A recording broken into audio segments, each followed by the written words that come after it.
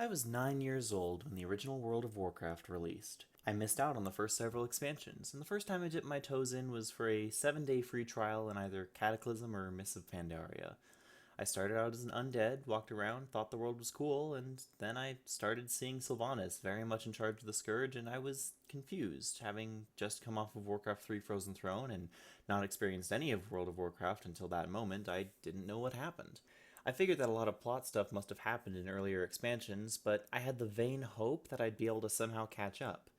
This never happened, however, and were I to start playing WoW again today, I would have another decade worth of lost lore that I would never have the opportunity to experience outside of books or video lore dumps. I've heard that they have time-walking leveling routes now where you get to experience old content, but when it comes to the full experience, there just isn't any way to naturally progress through it all. Enter Final Fantasy XIV, where you do have some lost content in the form of 1.0, but the way the game world explicitly starts you out in a new world post-Bahamut and continues to tell its story from the very beginning despite the game's 6.0 expansion being just around the corner, makes it a very easy starting point. I don't feel like I've lost out on any of who the characters are, how they got to where they are, and why they do what they do, because I get to see all of it progress as if I were starting alongside pretty much everyone else who picked up the game with A Realm Reborn. Some small details may have changed, and the quests have been streamlined at least somewhat recently, but the game respects my position as a new player and gives me the entire game to experience no matter when I start playing. It feels like a complete experience from moment one. In comparison, if I were just to try and understand what Sylvanas has been up to at any given point in time, I would have to go to outside resources to get that information because the game just assumes that I've been following all of this from back well before I even started playing, which is incredibly uncaring to new players who might care about the lore but don't want to sit through several books or hours of video, particularly when the lore is so prone to being retconned as is. Now, is this the only problem World of Warcraft has? No.